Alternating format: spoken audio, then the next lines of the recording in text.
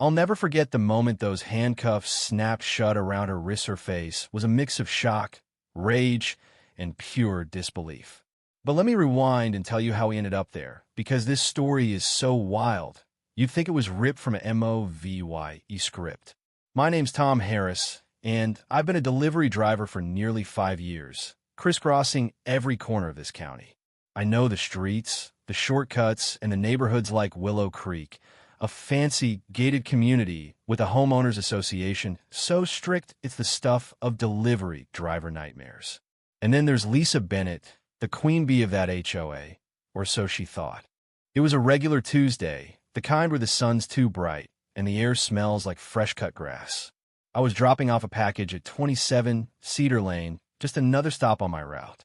I pulled my van up to the curb, barely had time to shift into park when I heard this piercing shriek like someone dragging a fork across a plate, but worse. "Hey, you can't park there." I looked up, and there she was, Lisa Bennett, storming across her pristine lawn in a neon green tracksuit, her designer sunglasses propped on her head like a crown. Her phone was already out, recording me, her face twisted like I just backed my van over her prized petunias. "Ma'am, I'm just dropping off a package. I'll be gone in a minute," I said, trying to keep my cool. I've dealt with plenty of grumpy folks, but Lisa was on another level. She marched right up to me, so close I could smell her peppermint latte. "I don't care what you're doing. This is a restricted parking zone, per Willow Creek HOA bylaws, Section 3, Paragraph 8, she bellowed, jabbing her finger at me. "And you're blocking my VYEW of the community fountain." I glanced over my shoulder. The fountain, dinky little stone thing, was half a block away, barely VY-sible from her mansion. I took a deep breath, remembering the customer care VYC training I'd zoned out during. "I hear you, ma'am, but city ordinances allow delivery vehicles to stop temporarily. I'll be out of your hair in 2 minutes." I grabbed my clipboard, ready to move on, but Lisa wasn't VYing it. She stepped right in front of me, her face turning as red as her lipstick. "Do you know who I am?" she hissed, poking me in the chest so hard her fake nail nearly snapped. "I'm the president of this HOA. One call, and I can have your sorry company banned from this neighborhood." By now, the neighbors were peeking out. Curtains twitched, and a few brave souls stepped onto their porches, phones discreetly raised. I caught Mrs. Nguyen from number 29 shaking her head, like she'd seen this circus before. I tried to sidestep Lisa, keeping my voice steady. "Ma'am, I'm just doing my job. I've got a dozen more deliveries to make today." That's when Lisa did something that flipped her life upside down. She smacked my clipboard out of my hands, sending it crashing to the pavement. Before I could blink, her hand flew across my face, her chunky ring grazing my cheek. "You will respect my authority," she screamed, spit flying, her eyes wild like she'd lost all sense. The slap didn't hurt much, but it was the last straw. I touched my cheek, looked her dead in the eyes, and said, low and calm, "Ma'am, you've just assaulted a law enforcement officer. You're under arrest." Her jaw dropped, confusion washing over her face like she'd been doused with ice water. "What?" "You're a delivery driver," she stammered. I reached into my jacket, pulled out my badge, and held it up. "Detective Mark Thompson, County Sheriff's Department. We've been investigating HOA harassment complaints in this neighborhood, especially against delivery workers and contractors." Lisa's face went from beet red to paper white in seconds, her mouth flapping like a fish out of water. I key my radio. "This is Thompson. Need backup at 27 Cedar Lane, Willow Creek, code 620. As we waited, Lisa cycled through every emotion in the book. First, denial. "This is ridiculous. I barely touched you." Then bargaining.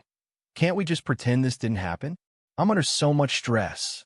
When that flopped, she went full fury. "Do you know who my husband is? He's best friends with the district attorney. I'll sue your entire department." The neighbors were now a full-blown audience, whispering and filming. "She's finally gone too far," someone muttered. "About time," another said. 3 minutes later, 2 patrol cars rolled up, lights flashing, but sirens off. Officers Lopez and Chun stepped out, nodding at me as Lisa kept ranting, her phone shaking in her hands. "Officers, this man's impersonating a cop." "Arrest him," she demanded, her voice cracking. Lopez just grinned. "Afternoon, Detective Thompson. This our HOA troublemaker." That's when Lisa realized she was done for. Her phone drooped, her eyes darting for an exit that didn't exist. "This is a misunderstanding," she mumbled. "I felt threatened." He was aggressive. From the crowd, Mrs. Nguyen stepped forward, her voice steady. "I recorded everything. So did half the block." She attacked him first. "She does this to every delivery person." Heads nodded. Mr. Carter from across the street waved his phone. "I've got VY Deo from last month when she blocked the electrician's truck and threatened to have it impounded." Lisa's face crumpled, her mascara streaking as her empire of terror started to collapse. "These people don't appreciate the property values I've fought to protect," she sobbed, but no one was buying it. As Officer Chun read her rights, I turned to the crowd.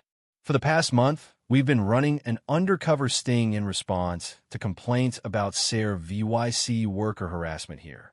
What happened today is a misdemeanor assault on a peace officer." The cuffs clicked, and Lisa's sunglasses fell to the ground, clattering on her perfect driveway. Officer Lopez picked them up and handed them to her as she was led to the patrol car. She glanced back at her manicured lawn, her sprawling house, and the neighbors she'd bullied for years. "This won't hold up in court," she yelled, but her voice was hollow. She knew she'd crossed a line. An older man approached me, hand outstretched.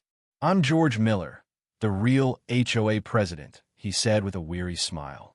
"Lisa's just on the landscaping committee, but she's been acting like she runs the show for years. Thank you for this." 6 weeks later, I was in court, testifying at Lisa's hearing.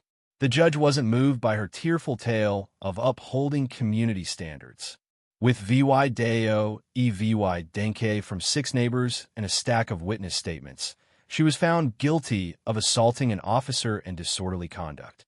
The sentence hit hard: 6-month probation, a DULA 5,000 fine, 100 hours of community SARE VYC working alongside delivery drivers at a local charity, and a permanent ban from all HOA roles. When the judge read the ruling, Lisa gasped like she'd been sentenced to hard labor. "Your Honor, how will I keep this neighborhood beautiful?"